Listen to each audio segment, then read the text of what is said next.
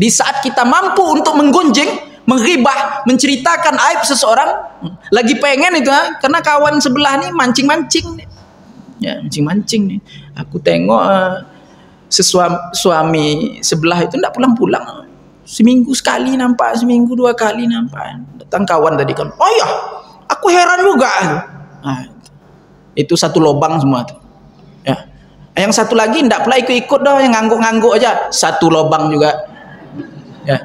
Yang satu lagi tidak ngangguk-ngangguk aja, tapi duduk di situ, di majelis itu, majelis ribah itu, satu lubang juga, masuk semuanya itu ke wailul likulli humazatil lumazah, masuk ke dalam neraka wail gitu. Dosa besar kabair, tahan lidah. Di saat kita sebenarnya pengen mau menceritakan itu, ya, ada geram betul hati kita, ya. Kita tahan lidah kita itu. Oh, disitulah Bapak Ibu, ya, nilai pahala yang luar biasa kita dapatkan itu, insyaallah.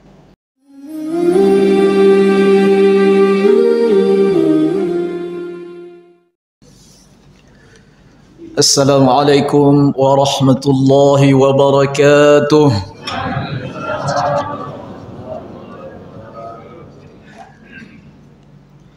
Alhamdulillah. Alhamdulillahil wahidil qaharil azizil ghaffari mukawwiril laili 'alan nahar. Tabsiratan lidhawil qulubi wal absari wa tadhkiratan liulil albabi wal i'tibar. Alladhi ayqadha min khalqihi man istafahu fazahhadahum fi hadhihi ad-dar. وشغلهم بمراقبته وإدامة الأفكار والأذكار. وصلى الله على سيدنا محمد خاتم النبيين وعلى آله وصحبه وسلم تسليما كثيرا كثيرا. اللهم أخرجنا من ظلمات الوهم وأكرمنا بنور الفهم وافتح علينا بمعرفة العلم وزين أخلاقنا بالحلم وانشر علينا من خزائن رحمتك. سبحانك لا علم لنا إلا ما علمتنا إنك أنت العليم الحكيم. رب اشرح لي صدري ويسر لي أمري واحلل عقدة من لساني يفقه قولي. اللهم اجعلنا ممن يستمعون القول فيتبعون أحسنه. اللهم لا سهل إلا ما جعلته سهلا وأنت تجعل الحزن إذا شئت سهلا. اللهم إنا نسألك علما نافعا وقلبا خاشعا ورزقا طيبا ونعوذ بك من علم لا ينفع ونفس لا تشبع ودعاء لا يسمع برحمتك يا أرحم الراحمين.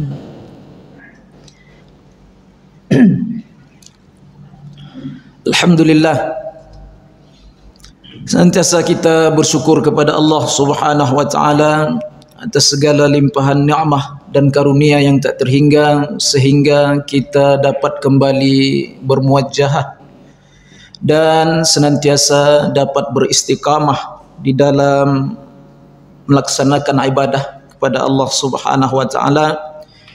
Baru saja kita selesai melaksanakan salat fardu subuh secara berjamaah, kemudian dapat pula meluangkan waktu untuk duduk di majlis yang mulia, majlis ilmu, majlis yang dibangga-banggakan oleh Allah Subhanahu wa taala bersama para malaikatnya. Mudah-mudahan setiap langkah kaki dan ayunan tangan, setiap niat dan amal yang salih Bapak Ibu semua selalu menjadi nilai yang istimewa, pahala yang berlipat ganda di sisi Allah Subhanahu wa taala. Amin ya rabbal alamin. Bersalawat dan salam tak lupa kita ucapkan kepada junjungan alam, Nabi yang agung, Rasul yang mulia, Baginda Muhammad sallallahu alaihi wasallam, dengan mengucapkan Allahumma salli ala sayyidina Muhammad وعلى آل سيدنا محمد. السلام عليك يا رسول الله. السلام عليك يا حبيب الله. Mudah-mudahan dengan senantiasanya kita bersalawat dan salam kepada beliau serta qudwah dan uswah, mengikuti, mentauladani sunnah-sunnahnya, insyaAllah kelak kita mendapatkan syafaatnya, syafaatul uzma, syafaat yang kita nanti-nantikan pada suatu hari yang mana tiada seorang Nabi pun yang dapat memberikan syafaat kecuali syafaat yang datang melalui baginda Muhammad sallallahu alaihi wasallam. Hadirin wal hadirat, Bapak Ibu jamaah salat fardu subuh Masjid Nurul Yakin yang insyaAllah kita semua senantiasa di dalam hifazahnya Allah subhanahu wa ta'ala. Baiklah, kita melanjutkan kembali kajian hadis kita, Al-Ahadithul Muntakhabah.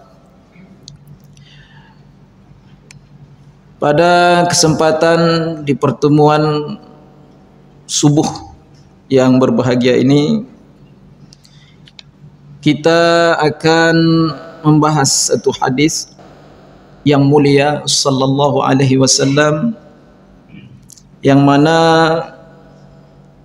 hadis ini memuat 4 tema sekaligus, Bapak Ibu yang dimuliakan Allah subhanahu wa ta'ala. Yang pertama tentang qada'u hawaijil muslimin, yaitu menolong hajat keperluan kaum muslimin. Yang kedua mengenai wasatru auratil muslimin, menutupi aib sesama muslim. Yang ketiga mengenai wa fadlu talabil ilm, keutamaan menuntut ilmu. Yang keempat wal mubadaratu bil a'malis salihah, yaitu bersegera di dalam mengerjakan amal salih. Hadis ini datang daripada jalur Abi Hurairah radhiyallahu anhu, yang diriwayatkan oleh Imam Muslim. An Abi Hurairah radhiyallahu ta'ala anhu, dari Abi Hurairah radhiyallahu ta'ala anhu, anin Nabi sallallahu alaihi wasallam qala, dari Nabi sallallahu alaihi wasallam qala, Rasulullah bersabda. Hadisnya panjang, kita baca dulu ya. Kita baca semuanya, nanti insyaallah kita terjemahkan. Rasulullah sallallahu alaihi wasallam bersabda, man naffasa an mu'minin kurbatan min kurabid dunya, naffasallahu anhu kurbatan min kurabi yaumil qiyamah. Wa man yassara ala mu'sir yassara Allahu alaihi fid dunya wal akhirah. Wa man satara musliman satarahu Allahu fid dunya wal akhirah. Wallahu fi aunil abdi ma kana al abdu fi auni akhihi. Wa man salaka tariqan yaltamisu fihi ilman sahhalallahu lahu bihi tariqan ilal jannah.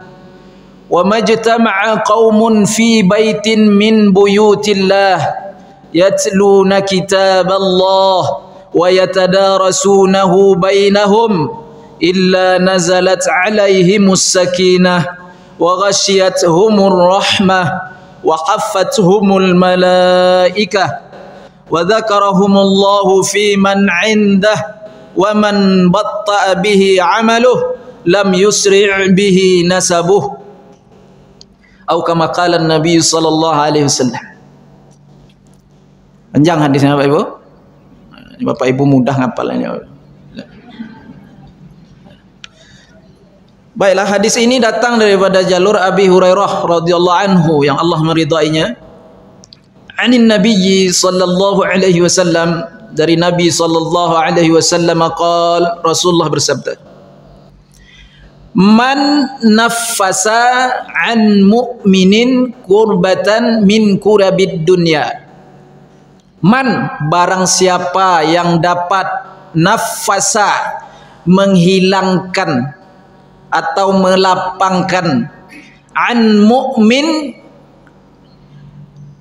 kurbatan, satu kesusahan, ya, baik itu berupa kesusahan yang membuat diri seseorang itu menjadi gelisah, ya, atau satu kesusahan yang membuat hati seseorang itu menjadi sedih, ya. Jadi barang siapa yang dapat menghilangkan atau melapangkan satu kesusahan dari beberapa kesusahan seseorang mukmin di dunia ini, ya, naffasallahu anhu kurbatan min kurabi yaumil qiyamah, maka niscaya Allah Subhanahu wa taala akan menghilangkan segala bentuk kesusahan, ya, dari beberapa kesusahannya kelak di hari huru hara kiamat. Nah, kita penggal dulu segitu ya hadisnya, nanti kita lanjutkan. Saya ulangi lagi, man nafasa, barang siapa yang dapat. Nafasa itu maknanya muradif, ya, mirip-mirip dengan azala atau farraja. Jadi makna nafasa itu adalah azala atau farraja, yaitu barang siapa yang dapat menghilangkan atau melapangkan, ya, satu kesusahan, kurbatan, ya, an mu'min kurbatan, satu kesusahan. Kurbah itu di dalam kitab Fathul Mubin Syarah Arba'in. Hadis ini ada juga di dalam kitab Arba'in yang dituliskan oleh Imam An-Nawawi rahimahullahu taala. Terdapat pada hadis yang ke-36 Bapak Ibu yang dimuliakan. Coba tengok kalau Bapak Ibu ada kitab Arba'in. Hadis yang ke-36 ada dibahas, ya. Jadi kurbah yang dimaksudkan di sini, kesusahan yang dimaksudkan di sini itu Imam Ibnu Hajar Al-Haytami di dalam kitab Fathul Mubin mengatakan, ya, kesusahan yang berupa ma'ahamman nafsa wa ghammal qalba, sesuatu yang dapat membuat diri seseorang itu menjadi gelisah, wa ghammal qalba, dan sesuatu yang dapat membuat hati seseorang itu menjadi sedih, gundah. Nah, itu kurbatan, kurbah. Kesusahan seperti itu yang dimaksudkan. Jadi sesiapa yang dapat melapangkan atau menghilangkan kesusahan tersebut, ya, dari seseorang yang mukmin, ya, min kurabid dunia, dari beberapa kesusahannya di dunia ini, banyak kesusahannya, tapi satu kesusahan saja kita lapangkan, kita hilangkan, ya. Jadi Bapak Ibu yang dimuliakan Allah Subhanahu wa taala, ya, ini sunnah, anjuran daripada Rasulullah. Kalau sedih hati, gelisah, ya, gundah, teman kita itu, ya, kawan kita itu, siapapun itu, maka kita dianjurkan untuk menghiburnya, menghilangkan rasa sedih itu daripada hatinya, menghilangkan rasa gelisah itu daripada dirinya. Itu sunnah, dianjurkan, ya. Baik, maka di dalam penggalan hadis ini juga, ya, Rasulullah SAW mengajarkan kepada kita semua tentang kepedulian. Nah, itu kepedulian Bapak Ibu, dan solidaritas. Nah, bukan partai ini ya, Ibu yang dimuliakan Allah Subhanahu wa taala. Rasulullah mengajarkan kepada kita kepedulian dan solidaritas. Peduli dengan hajat-hajat keperluan saudara yang muslim. Peduli dengan kesusahan orang lain. Nah, itu Rasulullah mengajarkan. Di dalam Al-Quran, Allah Subhanahu wa taala berfirman, Hujurat ayat yang ke-10. A'udzu billahi minasy syaithanir rajim. Innamal mu'minuna ikhwatun fa aslihu baina akhawaykum wattaqullaha la'allakum turhamun. Shadaqallahul azim. Innamal mu'minuna ikhwah, sesungguhnya orang-orang yang beriman itu bersaudara kandung. Sebagian penafsiran para ulama mengartikan seperti itu Bapak Ibu. bersaudara kandung. Bersaudara kandung atas apa itu Pak Ustaz? Senasab tidak, sedarah tidak. Tapi kandung yang dimaksudkan di situ diikat dengan satu kalimah la ilaha illallah Muhammadur Rasulullah. Diikat dengan syahadatain itu lebih dari saudara kandung itu Bapak Ibu. Ya. Bapak Ibu yang dimuliakan Allah Subhanahu wa taala. Maka Allah katakan fa aslihu baina akhawaikum. Maka damaikanlah. Ya. Bila mana terjadi kesalahfahaman di antara saudara-saudara kalian, damaikan. Jadi orang tengah. Jadi orang yang berada di baina, di antara, ya. Jangan jadi kompor, ya. Kompor nih tukang panas, tukang gosok, tukang gesek, ya. Akhirnya tambah kacau keadaan. Ya. Jadi orang tengah. Faslihu baina akhawaikum. Wattaqullah, takutlah kalian akan Allah Subhanahu wa taala. La'allakum turhamun. Pasti kalian akan mendapatkan rahmat. Itu pasti, itu tidak mudah-mudahan, pasti. Bertakwa kalian betul-betul kepada Allah Subhanahu wa taala, pasti la'allakum turhamun, kalian akan mendapatkan rahmat, kasih sayang daripada Allah Subhanahu wa taala. Itu Al-Hujurat ayat yang ke-10. Pada riwayat hadis yang lain, Bapak Ibu yang dimuliakan Allah Subhanahu wa taala. Hadis yang tadi kita penggal dulu ya. Nanti kita lanjut. Pada riwayat hadis yang lain, hadis daripada Anas bin Malik, ya, Anas anin Nabi sallallahu alaihi wasallam, dari Nabi sallallahu alaihi wasallam qala, la yu'minu ahadukum hatta yuhibba li akhihi ma yuhibbu li nafsihi. La yu'minu ahadukum, kata Rasulullah. Tidak sempurna iman kalian. Begitu menerjemahkannya Bapak Ibu, tidak sempurna, bukan tak beriman. Jangan diterjemahkan tidak beriman kalian, tidak boleh itu, ya. Yang tidak masuk rukun iman, ya. La yu'minu ahadukum, tidak sempurna iman kalian, hatta yuhibba li akhihi ma yuhibbu li nafsihi, sehingga dia mencintai saudaranya sebagaimana dia mencintai dirinya sendiri. Diriwayatkan oleh Imam Bukhari dan Muslim di situ. Ya. Bapak Ibu yang dimuliakan Allah. Kemudian satu riwayat hadis yang lain pula. Rasulullah sallallahu alaihi wasallam mengatakan, "Man lam yahtamma bi amril muslimin falaysa minhum." Man lam yahtamma bi amril muslimin falaysa minhum. Siapa yang tak kisah, kata Melayu, tak peduli, ya, dengan urusan kaum muslimin, falaysa minhum, kata Rasulullah, maka tidaklah dia itu termasuk golongan mereka. Secara tidak langsung Rasulullah mengatakan apa itu Bapak Ibu? Menyatakan apa itu? Dia tak termasuk golongan umatku. Ya. Tapi dia tak keluar dari keislamannya, bukan artinya dia murtad, kufur begitu, enggak, ya. Di sini hanya tahzir, pengecaman saja, kecaman dari Rasulullah, agar kita itu betul-betul peduli dengan saudara kita, memperhatikan hajat-hajat keperluan sesama muslim.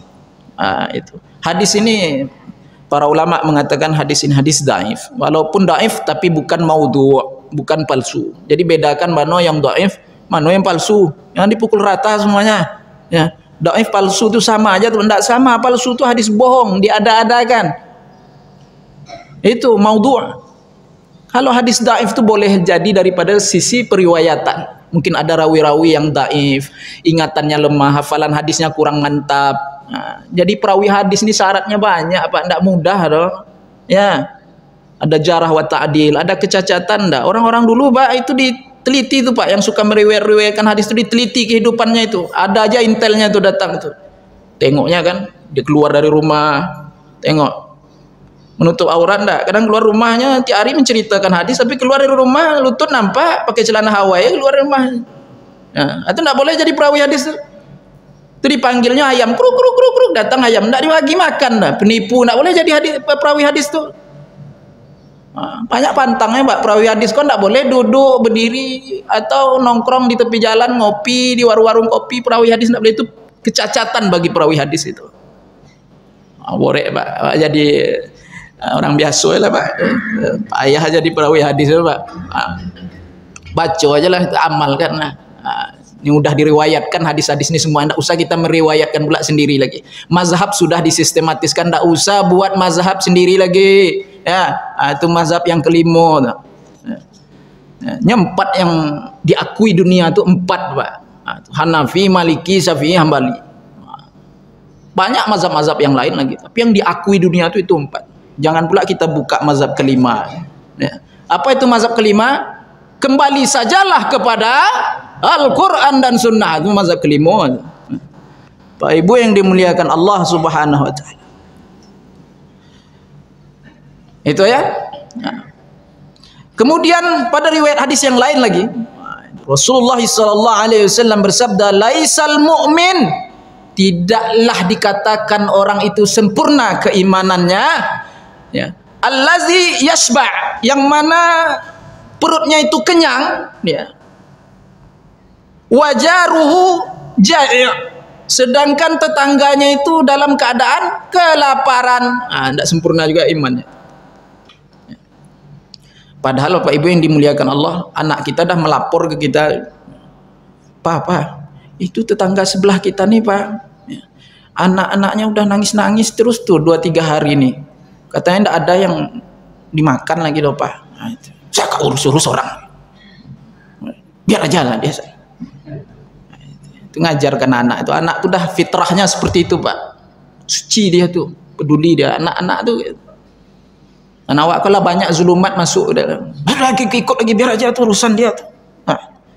Ya, Pak Ibu yang dimuliakan Allah, laisal mu'min, tidak dikatakan sempurna iman seseorang yang mukmin itu alladzi yashba', yang perutnya kenyang, wajaruhu ja'i', sedangkan tetangganya itu kelaparan. Itu diriwayatkan oleh Imam Bukhari itu hadis.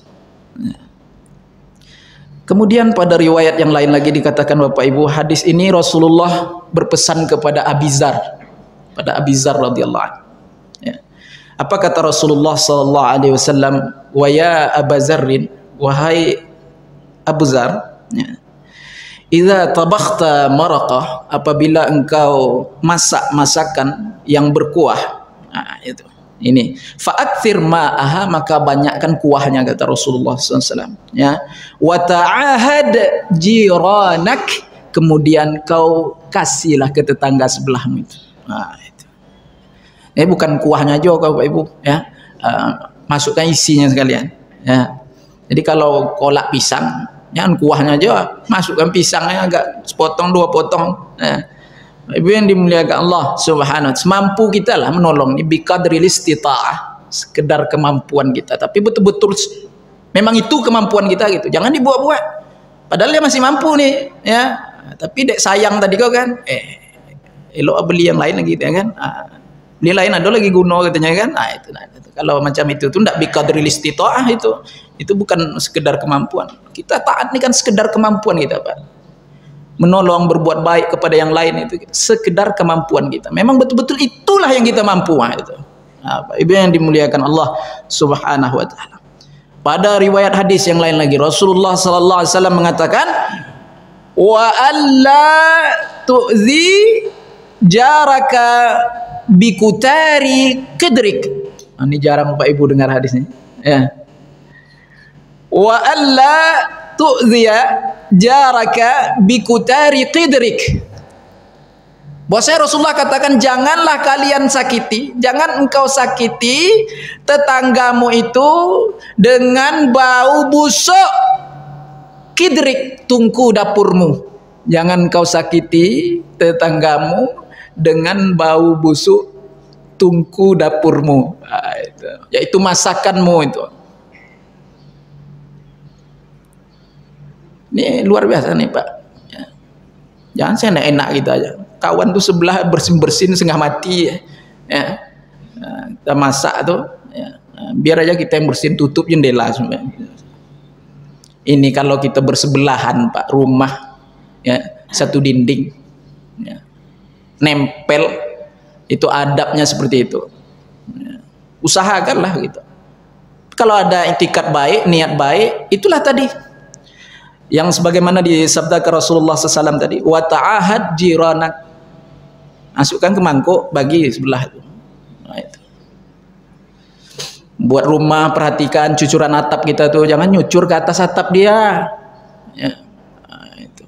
Air AC kita tuh jangan nyucur ke atap rumah orang, becek halaman rumah orang. Itu hak tetangga semua tuh Pak, menyakiti dosa itu percuma aja tuh. Sholat 5 waktu berjamaah di masjid, pengajian rajin duduk, percuma ya tuh ya. Itu pahalanya dapat tetangga semua, itu ditransfer sama Allah semua tuh. Nah, ya main-main kan Pak, jangan sampai terzolimi orang, jangan sampai tersakiti hati orang. Ditransferkan sama Allah pahala amal ibadah kita tuh ke dia. Apalagi menggibah, memfitnah itu, oh itu bahaya itu. Gosong tuh Pak, tidak ada untuk kita. Kita menyangka nanti di hari kiamat tuh pahala kita banyak, amal ibadah kita banyak, sangka aja ya. Padahal dah habis semua, tidak ada kata malaikat, tidak ada. Yang riak pula macam ini pula Pak, coba kau cari nanti kata Allah Subhanahu Wa Taala ya, coba kau cari orang-orang yang mana dulu sewaktu di dunia kau suka pamerkan amalmu dengan ya, cari dia, sama aku tidak ada pahala, minta pahala sama dia kata Allah. Oh, itu yang riak pula itu. Oh banyak pantangnya Bapak Ibu ya. Untuk mempertahankan pahala amal ibadah kita tuh tidak mudah. Beramal ibadah ini tidak pula payah doh Bapak Ibu, bagi yang ditaufikkan, dimudahkan oleh Allah. Tidak payah amal ibadah. Salat 5 waktu berjamaah itu pun sudah fardu ya, wajib itu ya. Qiyamul lail, tahajud, baca Quran rajin, solawat rajin, zikir rajin ya. Yang sulit itu mempertahankan pahala amal ibadah itu. Pahalanya itu yang sulit. Banyak yang bocor-bocor tuh karena perbuatan kita, mata kita, mulut kita, telinga kita, kaki tangan kita, itu sebab bocornya pahala amal ibadah, habis. Na'udzubillahi min dzalik. Hati-hati itu. Bapak Ibu yang dimuliakan Allah Subhanahu Wa Taala. Nah itu ya, kepedulian terhadap sesama kaum muslimin. Bapak Ibu yang dimuliakan Allah, kita lanjutkan lagi ya.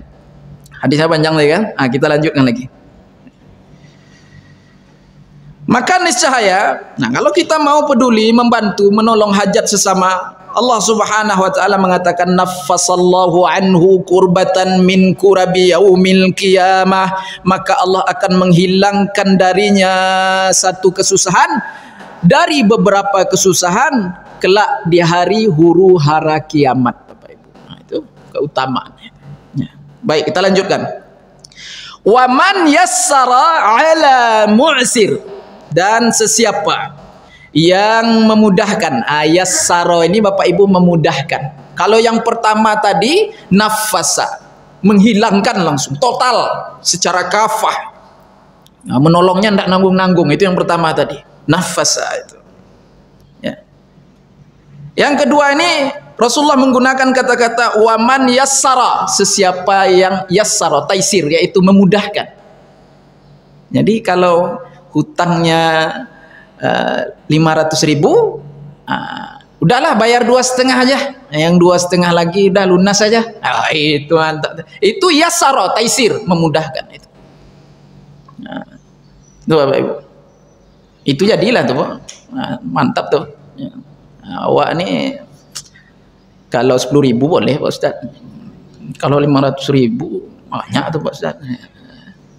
Nanti kebiasaan dia nanti Pak Ustaz. Nah, orang awak itu pandai pula, nanti kebiasaan dia nanti. Ada etikat baik, ada niat baik, ringankan, taisir, mudahkan. Ya. Lunas setengah, bayar setengah, itu mantap tuh Pak. Ada jamaah Nurul Yakin model ini Bapak Ibu. Insyaallah banyak nih, insyaallah. Bapak Ibu yang dimuliakan Allah Subhanahu Wa Taala. Wa man yassara ala mu'sir, sesiapa yang memudahkan ala mu'sir, orang yang kesulitan. Nah itu. Sesiapa yang memudahkan orang yang sedang di dalam kesulitan, yassarallahu alaihi fid dunya wal akhirah, maka Allah Subhanahu Wa Taala akan memudahkan segala hajat dan urusannya di dunia ini dan di akhirat kelak. Di dunia dan akhirat. Ini utang mati ibu Pak, lunaskan 2,5. Tinggal badalah bayar 2,5-nya. Allah mudahkan segala hajat, segala urusan keperluan Bapak Ibu di dunia ini dan di akhirat nanti. Apa hajat Bapak Ibu di dunia ini? tentulah pertolongan Allah. Ya, dimudahkan rezeki, dimudahkan segala urusan, kan itu hajat kita tuh. Banyaklah hajat-hajat kita nih, ya kan? Masing-masing punya hajat yang berbeda. Kemudian di akhirat apa hajat Bapak Ibu? Apa hajat Bapak Ibu di akhirat? Keperluan Bapak Ibu apa? Harapan Bapak Ibu di akhirat itu apa? Perlindungan Allah. Perlindungan Allah, syafaat Rasulullah sallallahu alaihi wasallam. Nah, itu Bapak Ibu yang dimuliakan Allah. Insyaallah dapat orang yang memudahkan saudaranya yang sedang kesulitan. Baik, kita lanjut. Waman satara, dan sesiapa yang menutupi, satara itu menutupi, dan barang siapa yang menutupi musliman, aib keburukan seseorang muslim. Waman satara musliman, barang siapa yang menutupi aib sesama muslim, satarahullahu fid dunya wal akhirah, maka Allah akan menutupi aibnya di dunia dan di akhirat. Ini masuk kita kepada tema yang kedua nih Bapak Ibu. Dalam satu hadis ini 4 tema sekaligus nih Bapak Ibu. Tema yang kedua itu apa tadi? Satru auratil muslimin, menutupi aib sesama muslim. Ya. Terutama tetangga dekat bersebelahan rumah dengan kita. Ya. Jangan sampai terlepas mulut kita terucap dengan lisan kita ya tentangnya, keburukannya, aib, kecacatannya, enggak usah. Ya. Tahan lidah kita. Padahal mau ngomongnya ya, sedang semangatnya mau ngomongnya, tapi ditahannya lidahnya itu. Itu yang dikatakan diam emas itu Bapak Ibu. Itu. Di saat kita mampu untuk menggunjing, menghibah, menceritakan aib seseorang, lagi pengen itu karena kawan sebelah nih mancing-mancing nih. Ya, mancing-mancing nih. Aku tengok suami sebelah itu enggak pulang-pulang. Seminggu sekali nampak, seminggu 2 kali nampak. Datang kawan tadi kan. Oh ya, aku heran juga. Nah, itu satu lobang semua tuh. Ya. Yang satu lagi enggak pula ikut-ikut dah, yang ngangguk-ngangguk aja. Satu lobang juga. Ya. Yang satu lagi tidak ngangguk-ngangguk aja, tapi duduk di situ. Duduk di situ, di majelis itu, majelis ribah itu.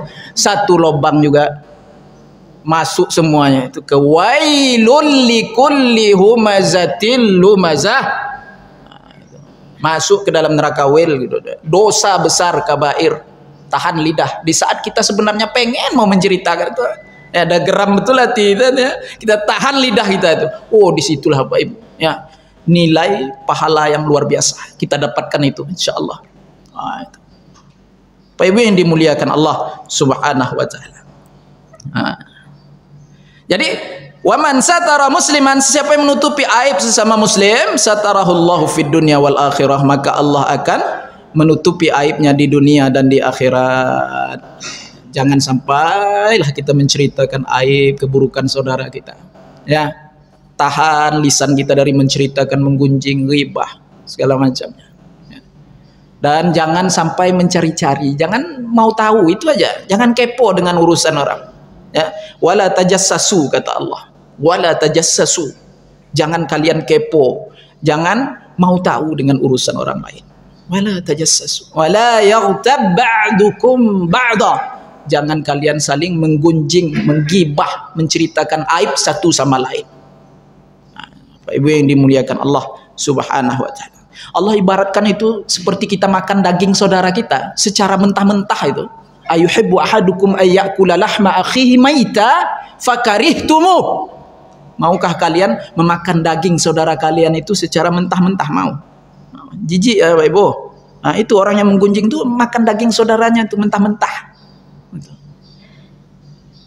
Bapak Ibu yang dimuliakan Allah Subhanahu wa taala. Nah, itu. Jadi sesiapa yang menutupi aib saudaranya yang muslim, Allah akan menutupi aib di dunia dan di akhirat. Bapak Ibu yang dimuliakan Allah Subhanahu wa taala. Justru mafhum mukhalafahnya, ya, kebalikannya, jika seseorang itu ya, membuka-buka aib saudaranya yang muslim, maka Allah akan membuka-buka aibnya di dunia dan di akhirat. Di dunia ini dia malu. Di akhirat segala dosa maksiat aib yang dia tutup-tutupi selama dia hidup di dunia itu Allah bukakan. Semua orang nonton, semua orang menyaksikan. Itu aib nih Bapak Ibu tahu, ulama mendefinisikannya aib itu ya Sesuatu yang mana bila diberitahukan atau bila dibuka-bukakan itu malunya itu seperti kita ditelanjangi di depan khalayak ramai, Bapak Ibu. Itu aib.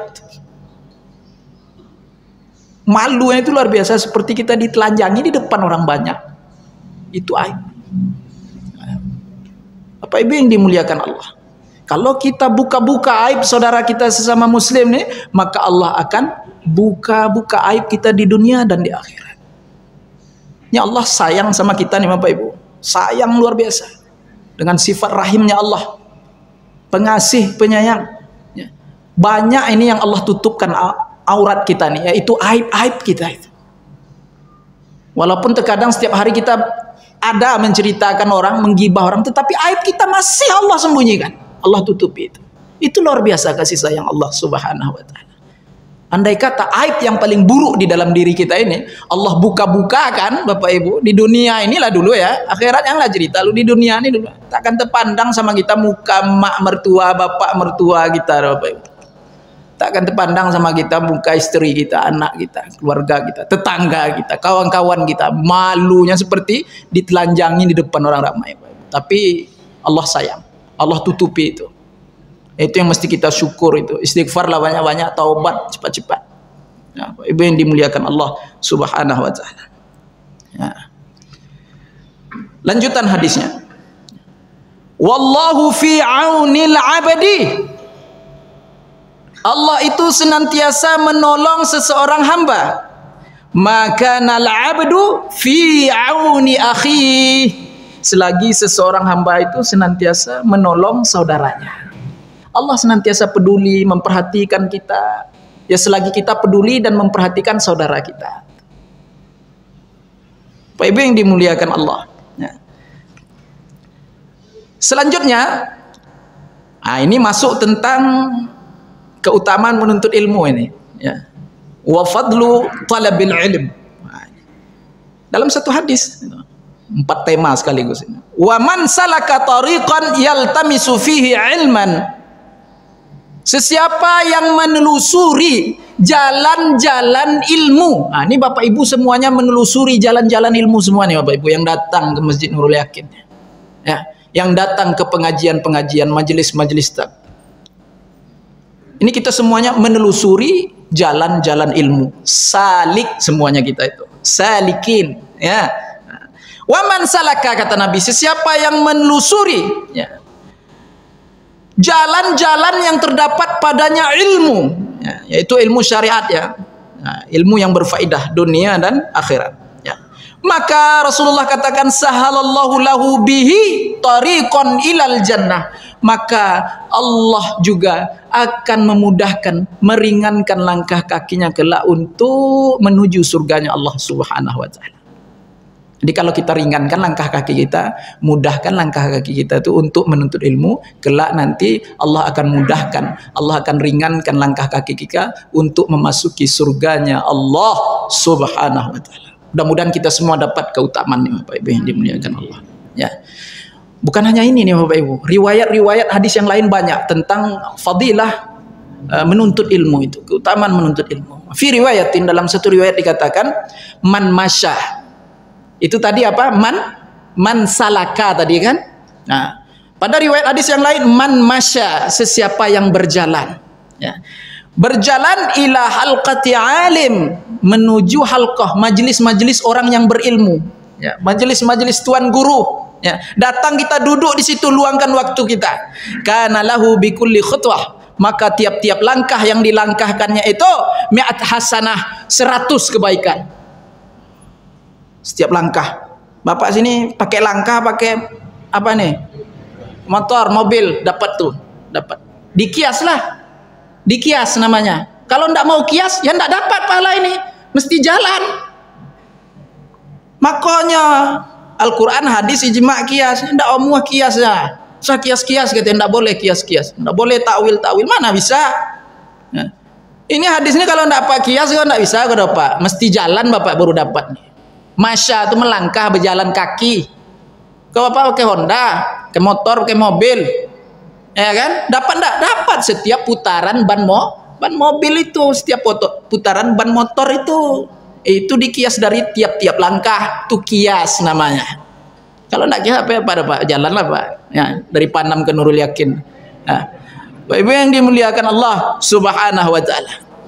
Wa fi riwayatin, dan dalam satu riwayat lagi dikatakan man ta'allama, ala tiga Pak. Man salaka tadi yang pertama, yang kedua man masya, yang ketiga man ta'allama, sesiapa yang menuntut ilmu. Ta'allama kok bersyarat nih Pak, ta'allama. Kalau man masya tadi enteng aja, pokoknya berjalan menuju majelis-majelis ilmu, menelusuri jalan-jalan ilmu. Tapi kalau dikatakan man ta'allama, sesiapa yang menuntut ilmu itu bawa alat tulis. Ta'allama, bawa alat tulis, buku, pensil. Ke Imam Syafi'i dia tidak perlu itu Bapak Ibu. Ya, masa-masa dia baru-baru belajar itu, ya. Dibawa emaknya ke Imam Malik. Baru-baru belajar itu, tapi dah hafiz Quran, ya. Udah banyak hafalan hadisnya, muwatta hafal. Bapak Ibu yang dimuliakan Allah Subhanahu wa taala, diantarkan kepada Imam Malik. Dia belajar sama Imam Malik. Imam Syafi'i itu awal-awalnya duduk di pojok-pojok kayak ibu-ibu lah. Bapak yang nyandar tuh. Imam Syafi'i itu awal-awal belajarnya duduk di pojok-pojok tuh. Kalau bahasa Pojakartanya minder dia, malu. Sebab yang duduk di majelis taklimnya Imam Malik itu, Bapak Ibu yang dimuliakan Allah Subhanahu wa taala, itu senior semua, ulama-ulama besar semua, orang-orang tua. Dia malu, dia anak masih anak muda, tapi udah luar biasa nih Pak, ya. Duduk di pojok-pojok Pak. Nah, sambil main air ludah, dibentangnya telapak tangannya kayak ini Pak. Nah, digunakannya telunjuk ini sebagai kalam, sebagai penanya, air ludah sebagai tintanya, dia mulai menulis. Ya, dia mulai menulis tuh, ditulisnya di telapak tangannya. Setiap hadis yang disampaikan, keterangan hadis yang disampaikan oleh Imam Malik, ditulisnya pakai air ludah aja Pak. Bebekas Bapak Ibu. Bebekas itu dia hilang, bukan dia nampak. Bebekas tapi dia hilang, ya. Dia tulis seperti itu. Nampak sama Imam Malik nih. Imam Malik dah curiga nih. 3 hari 3 malam model itu. Tulis seperti itu. Curiga Imam Malik. Dah selesai Bapak Ibu. Pada malam majelis yang ketiga dipanggil Imam Syafi'i oleh Imam Malik. Sini kau, wahai budak, datang Imam Syafi'i. Besok jangan datang lagi ke majelisku, kata Imam Syafi'i. Kata Imam Malik, besok jangan datang lagi ke majelisku, kata Imam Malik. Kenapa Tuan Guru? Kau datang nih cuman main-main aja. Main air ludah aja kerja kau. Apa kata Imam Syafi'i rahimahullahu taala? Aku bukan main-main Tuan Guru. Nggak main-main, aku tuh mencatat. Yang aku tulis-tulis itu pakai air ludah itu mencatat itu, wahai Tuan Guru. Semua hadis yang kau sampaikan, keterangan hadis-hadis yang kau sampaikan selama 3 hari 3 malam udah di sini, wahai Tuan Guru. Imam Syafi'i itu kalibernya luar biasa. Tidak ada orang awak model itu Bapak Ibu. 3 hari 3 malam bersyarah Imam Malik tuh di dalam majelisnya. Alah disiko katanya. Apa kata Imam Malik? Imam Malik tidak percaya tuh. Saya, kata Imam Malik. Bahasa awak menderita. Coba kau ulang. Coba kau sampaikan sebagaimana aku menyampaikan. Coba kau ulang. Apa kata Imam Syafi'i? Berdiri Bapak Ibu, Imam Syafi'i itu gaya Imam Malik itu pun ditirunya Bapak Ibu.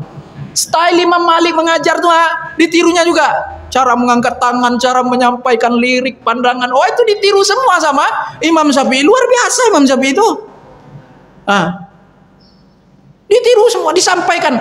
Padahal yang lain, senior-senior tuh, ulama-ulama besar yang tua-tua tuh menyimak dengan catatan tuh Bapak Ibu. Betul, tak ada satupun yang terlupakan oleh Asy-Syafi'i rahimahullah ta'ala.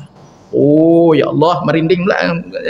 Nah, Pak Ibu yang dimuliakan Allah, Imam Syafi'i itu istimewa, ya.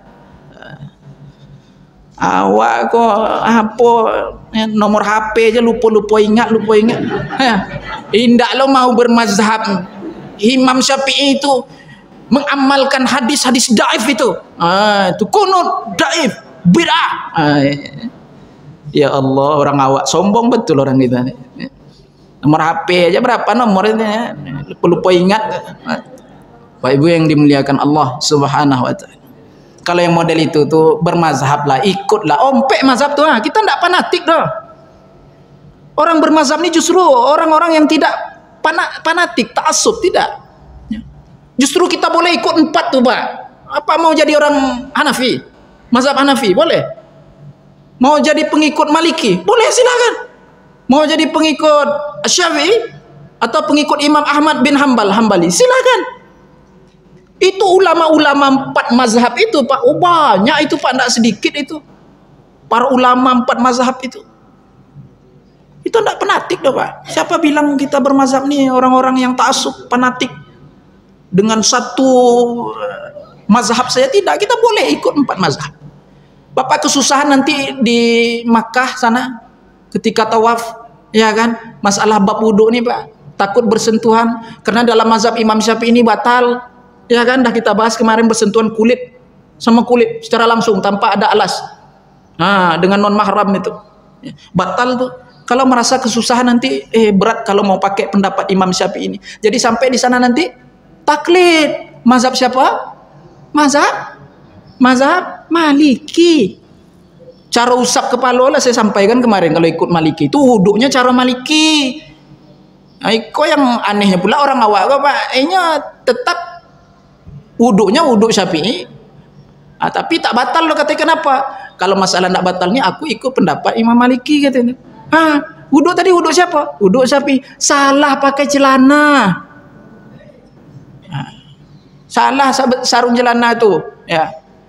Jadi sepaket dia, satu kadi, satu paket. Nah, Bapak Ibu yang dimuliakan Allah SWT, itu udah kita bahas di pertemuan yang telah.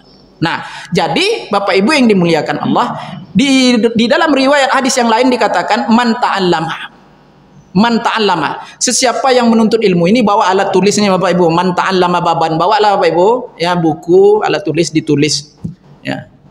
Belum kau menyentuh penamu, belum lagi kita menulis Bapak Ibu yang dimuliakan Allah, lebih baik daripada kita memerdekakan budak saya sebanyak 1000 orang budak saya. Belum lagi ditulis itu. Itu keutamaan kita bawa alat tulis ketika menuntut ilmu. Itu ta'allama, ya. Man ta'allama baban, sesiapa yang menuntut ilmu satu bab saja, bab wudu kayak bab salat yang membatalkan salat, satu bab saja, ya. Amila aw lam ya'mal, dia beramal dengannya ataupun dia tidak mengamalkannya, ya. Karena maka pahalanya adalah afdalu min ayyusalliya alfa rak'atin tatawuan, lebih baik daripada dia mengerjakan sholat sunat sebanyak 1000 rakaat. Mau diamalkan atau tidak diamalkan di situ maksudnya Bapak Ibu, ataupun sesuatu yang dia pelajari itu belum waktunya untuk diamalkan. Bukan artinya kita belajar itu belajar aja, ya. Boleh diamalkan, boleh hendak, bukan. Belajar ini diamalkan. Makanya setiap kita duduk di majelis taklim ini Bapak Ibu, apapun itu ilmu yang kita dapatkan daripada tuan-tuan guru kita niatkan untuk amal. Niat untuk amal, mengerjakan. Itu mesti ada tuh kata Imam An-Nawawi. Kalau hendak jadi hisab ilmu yang kita pelajari itu. Ditanya sama Allah Subhanahu wa taala. Setiap duduk di majelis ilmu, ya, niatkan di dalam hati untuk mengamalkannya, agar terhindar kita daripada hisab, dan usahakan untuk mengamalkannya, jangan niat aja, ya, usahakan untuk mengamalkannya. Nah, itu. Pada riwayat hadis lagi, satu hadis yang lain dikatakan man kharaja fi talabil ilm, sesiapa yang keluar dari rumahnya niat menuntut ilmu, ya, fahuwa fi sabilillah, maka pahalanya itu sama dengan dia sedang berjihad di jalan Allah Subhanahu wa taala. Ini Bapak Ibu sedang berjihad di jalan Allah Subhanahu wa taala. Sedang berjihad nih Bapak Ibu, maaf kata meninggal dunia kita, ini kan tidak tahu kita nih Bapak Ibu, rahasia Allah. Meninggal kita nih, pahala syahid kita dapatkan itu. Syahid itu. Tapi syahid fadilah, ya. Syahid fadilah ini ya mesti dimandikan juga, dikafani, bukan seperti syahid orang-orang yang tewas di dalam medan pertempuran itu, ya. Baik. Hatta yarji'a, kata Rasulullah, sehingga dia pulang ke rumahnya, dia akan dapatkan pahala fisabilillah, jihad di jalan Allah itu terus menerus selagi dia di majelis taklim, di perjalanan menuju majelis taklim itu, sehingga dia pulang ke rumah, kata Rasulullah. Kalau dah pulang di rumah, sampai ke rumah, ya tidak dapat lagi pahala itu Bapak Ibu yang dimuliakan. Maka lamo-lamokan sedikit duduk di majelis ilmu itu. Kalau ada perlu angkat tangan, izin Ustaz, tapi tak apa, angkat tangan aja, salah, ya. Jangan isyrok dulu. Bapak Ibu, jangan isyrok dulu. Ya, kalau Ustaz masih ngajar itu jangan isyrok dulu. Ya. Tak akan rugi Bapak Ibu lah. Ya. Itulah 1000 rakaat tadi, apa rugi Bapak Ibu? Nah, 1000 rakaat tadi itu. Lah selesai Ustaz ngajar baru kita Isra. Itu adab etika kita di majelis ilmu itu. Nanti ada nama kitabnya Bapak Ibu, kitab adab-adab penuntut ilmu. Ada dituliskan oleh Imam Al-Ghazali. Belajar di situ ada. Ya, Pak Ibu. Ya. Jangan menelpon, kau guru sedang tegang-tegang urat lehernya basarah. Enaknya ada etika Bapak Ibu. Dalam majelis ini banyak etika. Nanti ada waktu insya Allah kita bahas adab-adab itu. Nah, Bapak Ibu yang dimuliakan Allah Subhanahu wa taala. Nah, itu. Ya. Jadi lama-lama kan sikit betah-betah kan sikit. Nggak apa dah sengal-sengal belakang. Kata orang Melayu kan sakit pinggang sikit. Nggak apa dah duduk ya. Nah, Bapak Ibu yang dimuliakan Allah Subhanahu wa taala. Pahalanya fisabilillah, pahala jihad itu. Pahala jihad. Nah, Bapak Ibu yang dimuliakan Allah Subhanahu wa taala. Apa dari riwayat hadis yang lain lagi dikatakan man talabal ilma takaffalallahu birizqihi, sesiapa yang menuntut ilmu Allah jamin rizkinya. Enggak perlu kerja yang lain, dan menuntut ilmu itulah kerja dia. Allah jamin rizkinya. Apa Ibu enggak percaya tuh kan? Nah, jadi ada salah satu pintu-pintu rezeki Bapak Ibu, yaitu menuntut ilmu. Jadi yang menghasilkan rezeki itu Bapak Ibu bukan dengan susah payah, kerja keras, peras keringat, banting tulang, pergi pagi, pulang malam aja yang menghasilkan rezeki itu. Banyak pintu-pintu rezeki itu. Salah satunya jaminan dari Allah itu talabul ilm, menuntut ilmu. Saya maaf kata Bapak Ibu 13-14 tahun saya di Fatani Darussalam itu, perbatasan Thailand. 14 tahun tidak pernah keluarga, orang rumah apa semua mengirimkan uang, transfer duit belanja ada. Tawakal ya kepada Allah, nuntut ilmu saja sungguh-sungguh dah tuh. Datang rezeki macam-macam datang. Ya. Ndak terbelanja kan Bapak Ibu, ndak terbeli kan dah. Bisa pula beli-beli kitab apa segala macam. Lebih-lebih duit. Ya. Intinya sungguh-sungguh menuntut ilmu itu. Nah, itu. Bapak Ibu yang banyaklah ujian. Guru-guru kita tuh semua ada ujian ketika menuntut ilmu itu Bapak Ibu. Itu menjadi asbab pintu rizki, salah satu asbab pintu rizki. Baik. Kita lanjutkan hadis tadi. Man salaka tariqan yaltamisu fihi ilman, sesiapa yang menelusuri jalan-jalan ilmu, sahalallahu lahu bihi tariqan ilal jannah, Allah akan memudahkan langkah kakinya untuk menuju surganya Allah Subhanahu wa taala. Wa majtama'a qaumun fi baitin min buyutillah, tidaklah berkumpul, berhimpun suatu kaum di dalam satu rumah, yaitu masjid maksudnya, ya, dari beberapa masjid-masjid Allah Subhanahu wa taala.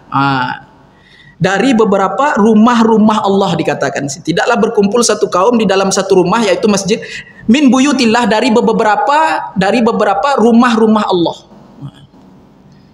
Kenapa dikatakan rumah Allah? Rumah itu kan makhluk. Kenapa diidofatkan, disandarkan kepada lafaz jalalah, lafaz Allah? Kenapa? Kata ulama, idofat ini namanya idofat lit tashrif. Penyandaran kata antara rumah dan Allah itu untuk memuliakan rumah itu. Rumah itu makhluk, disandarkan kepada Allah. Allah bukan makhluk. Apa maksudnya? Karena ingin memuliakan rumah tersebut, yaitu masjid. Jadi masjid ini tempat yang paling mulia di atas muka bumi Allah ini. Maka Rasulullah SAW katakan, ahabbul bilad ilallah masajiduha. Semulia-mulia tempat di atas muka bumi Allah ini adalah masjid-masjid Allah Subhanahu wa taala.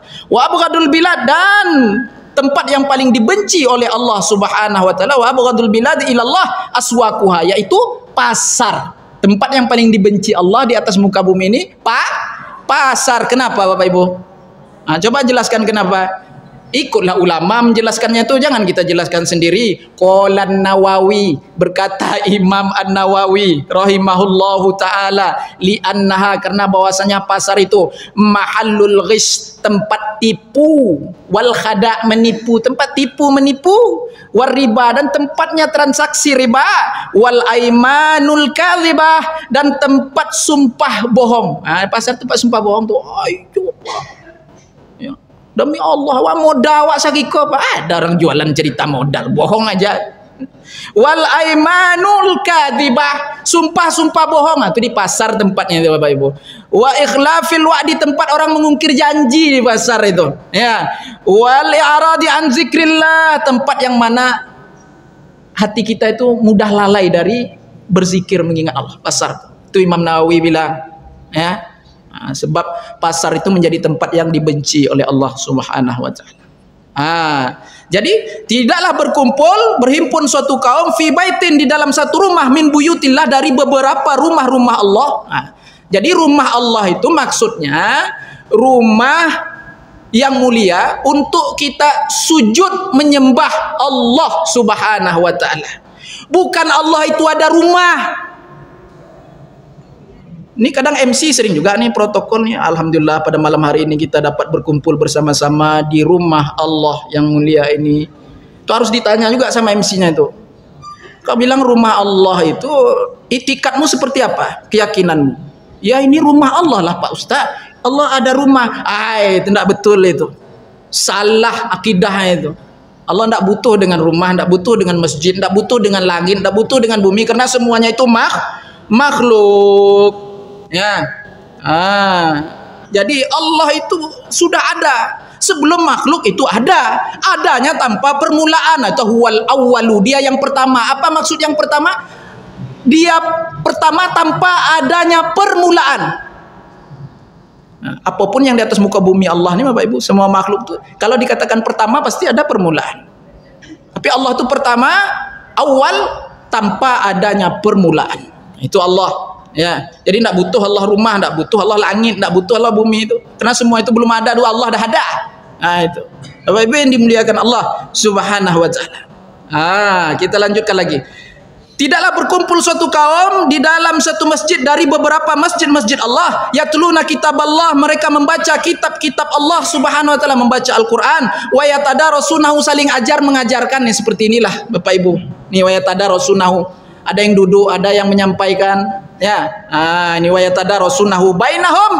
Ya, mereka saling ajar mengajarkan di antara mereka. Illa nazalat alaihimus sakinah, kecuali akan turunlah kepada mereka as-sakinah. Apa sakinah Bapak Ibu? Apa sakinah? Tunggu dulu.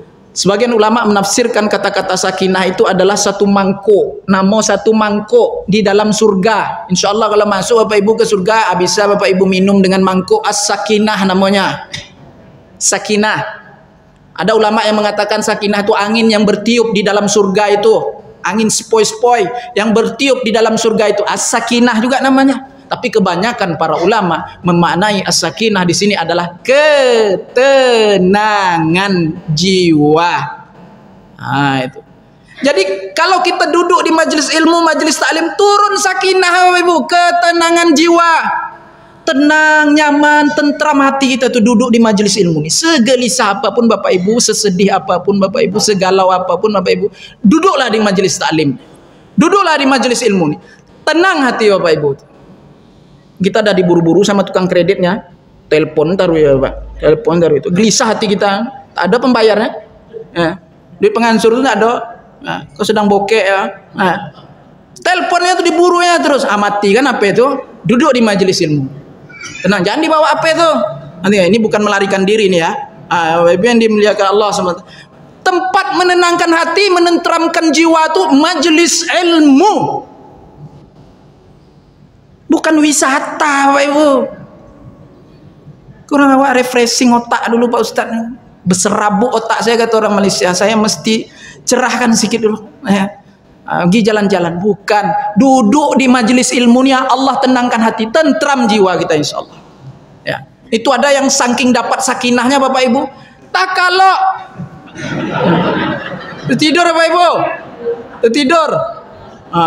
Paham terus dia tuh, Ustaz dah berbui-bui mulutnya menyampaikan dia paham tuh. Paham tuh, ya. Tahap ini bilang Ustaz tuh dia ngangguk ya, Pak Ibu. Kenapa? Sakinah turun. Itu sakinah itu.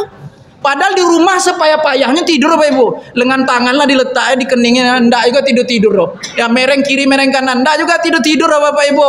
Tiba duduk di majelis taklim, tak kalau dia. Tidur ya. Ini luar biasa sakinah ya tuh Bapak Ibu. Tapi janganlah tidur semua, kasihan Ustaz tuh berbuih-buih mulutnya, tegang urat lehernya awak tidur. Itu tidak ada adab kan. Memang setan tuh paling luar biasa Pak kalau di dalam majelis taklim itu. Ya, di mantra-mantrainya mata Bapak itu. Makanya orang paling banyak menguap tidur tuh di dalam majelis taklim.